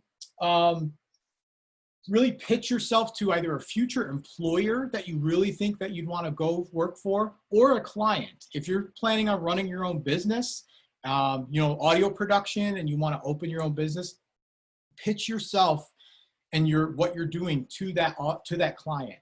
And just make sure that you want to make sure that it pertains to your industry. Okay. I've had students in the past where they kind of showed me their dream job was like working for a veterinarian. And I was like, that's great, but that's not what you're doing at Full Sail. If your film industry is your focus, don't tell me you want to work for a veterinarian. We want you to focus on like what your dream job is as it pertains to Full Sail. So, you know, again, if you're majoring in audio production, you want to gear that towards specific people in that industry. So you're going to see a little bit of detail. I'm not going to go into all of these in this discussion right now during this lecture, because this is all on the website for you. And George, again, you'll see this on the recording if you need to reference that as well. This part is the part that a lot of people struggle with, this identify your target audience. If you are going to be going into computer animation, let's say, for example, and you want to work for Disney, don't specify your target audience as Disney. Like that's too broad. You need to get really granular. Think a little bit deeper, because you're not going to be going to just Disney as a whole when you get out of here and say, hey, Disney, hire me. You're going to be in front of people in that specific area that are animators or anything like that. So you need to get a little bit more granular. That's the part that some folks get a little bit hung up on, is they get too broad. The more granular you get, because this is your like kind of imaginary audience, that they're your hero, remember, you're going to be able to focus and tailor your presentation around them. You don't have to worry about like, oh, other people that are not relevant to my field are going to hear this. No, this is really for us to imagine that you're presenting to those folks. If you're going to be a video game industry, you know, in the video game industry, and you really, really want to work for, let's say you really want to work for BioWare, for instance, or EA Games, who in EA Games, like what maybe department, what area of professionals in that field would be your target audience? Don't go to like EA marketing if that's not really where you want to go. Tell me where you want to go, get a little bit granular. What is your big idea? What are you offering that maybe some of your audience wants to do? So if you do want them to hire you, what idea do you have to bring to the table? And remember, you're using, the toughest part about this sometimes for some students is you're using your imagination. So imagine yourself beyond Full Sail at this point while you're planning this. Maybe think about the classes that you're going to be taking. If you have access to the manual for your, you know, your course guide and stuff, look at some of the courses that you're taking and think about that and say, okay, well, I'm going to be focusing on, mixing for my audio. You could really go in and say, okay, what's my big idea? What mixing skills do I have that this audience needs? Maybe, hey, I like your, I want to go to a rock, potential clients that are into rock music, but I've noticed their mixing's a little bit, maybe their mixing needs a little bit more fine tuning. What's your big idea? I can provide you with a new mixing technique that maybe has never been discovered before. That could be your pull-in to get them to respond to you. General flow of ideas. We discussed this today. Your beginning, middle, and end. Imagine your little bit of intro, which is a little bit of, get us started. What's your middle, the bread and butter? And then what's that end gonna look like? You don't have to end with please hire me. There's sometimes impactful things you can do or say at the end to get people to go, wow, this is fantastic. Very important at the bottom, what will your star moment be? This is more in Nancy Duarte, the Nancy Duarte book, Resonate. This is discussed, but we're gonna focus more on this next week. Think about something you might be able to do as you're drafting this that could pull your audience in. What could really get them to remember your presentation? That's again, it's okay if you're struggling a little bit. This is just a draft, so don't feel like if I don't get this immediately right on the head right away, don't fret too much. Just try. And like I said, what is going on with your beginning? Whoops, did not want to do that. In this video, I will show you how you can. There we go. Ha. Okay, so beginning, what is the middle, what could be, and then the end is your call to action. What are you going to get them to do, your audience to do to try to win them over? What action do you want them to take? I want them to buy my music. Okay, what are you going to do to get them to do that? So you're in this live lecture, so we can kind of discuss this, and there's a rubric below.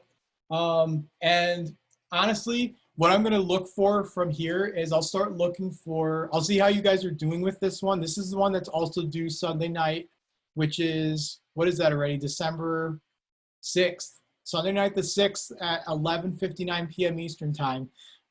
So work on submitting it, but if you have questions again, I'm going to do what Mark offered last week. I'm not going to be able to give you a full breakdown of everything before you submit it, but if you want me to do a quick glance over and say, hey, I see where you're going with this, here's something quick, I can offer that to all of my students, but I wouldn't be able to give all of you like a 30-minute breakdown of the feedback that I provide on Sunday night, but I can at least let you know if you're in the right direction, if you feel more comfortable that way. But does anybody have any questions on what's required of the assignment for this coming up Sunday night?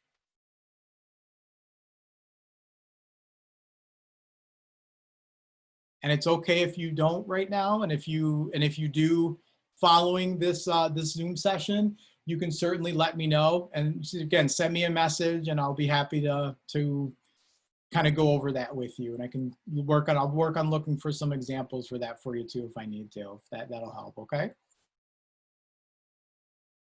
Awesome. Okay. And then the rubric is here, so you'll know what we're looking for. I provide these in all of my assignments, so you have an idea of what it is we're searching for here. And let's see. That actually, honestly, that concludes today's Zoom session. So I know we have about 10 minutes. I'm not going to keep you here the full 10 just for the sake of time. I'm not going to require you to stay until 2 o'clock. But overall, I would like your honest opinions if you want to give them. How are you feeling after today's class? Are you starting to feel, and it's okay if you're nervous even about planning a presentation like this and outlining it, you can tell me. But I'm just curious to see, I'd like to do like a temperature check with my students. How are you guys all feeling overall about everything? Pretty good or pretty relieved? Okay, Johnny, good. I like hearing that. And it's a good, if you told me you were scared, it's okay too. I'm not gonna be like, oh no, like it happens sometimes, don't worry.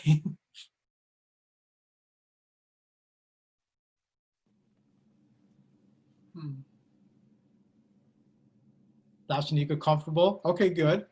I know for some of you, this is new online, like brand new, like just completely online, or maybe you're used to in class versus online. So I know this is a little different. I will tell you it's a little bit different for me. I'm used to teaching on campus, but opted to go online just for the sake of everybody's safety and everything. So I'm glad you're feeling comfortable.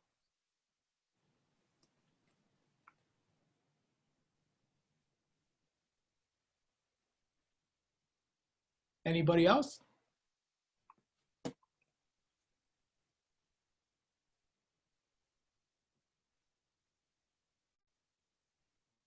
Also confused the first week. Yeah, thank you. No, I appreciate the feedback, Dashanika. I know last week might have been, I think it was for a couple of reasons. The one was we co-taught, Mark and I co-taught the first week. We don't normally do that. I was actually, like I mentioned, I was ill. So that might have caused a little bit of confusion. And I think that falling on that Thanksgiving week was a little bit interesting. I know the dates all got pushed out and for the due dates, and we weren't really here throughout most of the week.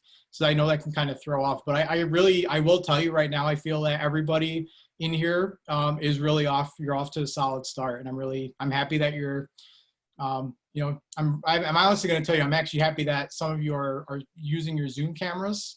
So I've had classes in the past where everybody goes completely just name only, and I only hear everybody, which is fine. If you're not comfortable being on camera, I don't mind. And sometimes if I'm sharing a lot, I may not be on camera all the time either. So.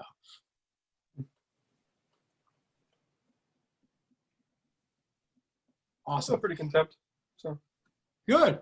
No, Eric, I'm glad to hear that. And really, like I said, I know I know we haven't had much time to talk, like as far as, last week, I know Mark did most of the talking since my voice was not really all there, but really, if you think of any questions, even if you're stressed, like if you're just feeling stressed or, oh, I just feel overwhelmed this week, you can let me know, like, hey, I'm a little bit stressed. Like, if you just need that to vent, like, that's okay. You can send me a message. Again, keep it appropriate. Like, don't fill my inbox with like, inappropriate language or stuff. But if you're like, oh, I'm really overwhelmed, sometimes it might help to just kind of, hey, you might just need some words of encouragement to get you through. Dashanika, you say you can't wait to do this again. Good. I can't wait to have everybody next week. And I know we didn't have as big of a live session as last week, and that's okay. I know everybody's schedules are different. The other thing I did not forget, I know I told some of you in my intro video I like puns, so I'm going to leave you off with a pun, and then I will end the session. Next week, I'll try to remember to begin with a pun. Okay, so this one's kind of funny. If you listen, and you can groan, you can tell me it's awful. I once was a member of a secret society of cooks, but I got kicked out for spilling the beans. Yeah, I got a couple nods and smirks. Phenomenal. Okay, I'll take it. Yeah, I see Eric. I see Eric going like this. Yeah. It's okay. I get that a lot. My my future 5-year-old daughter is too young to understand puns, but my goal in life is to pretty much dad joke her until she just shakes her head. Like, that's my goal. But then she remembers, so that way she understands puns as she gets older. Hope she finds an appreciation for it. But all right, everybody, I do hope you all have a great rest of your day and a fantastic week. Give me about, like I said, half hour, 45 minutes. I will post the Zoom recorded session where you went to sign up for it if you want to review it. And I'll also post it in the announcement. And then you guys can look and view that. Yes, thank you, Dashanika. Everybody have a great day. And again, think of anything this week, please feel free to reach out. I will be here till 5 o'clock every day, right through Friday, okay? All right, take care, everybody.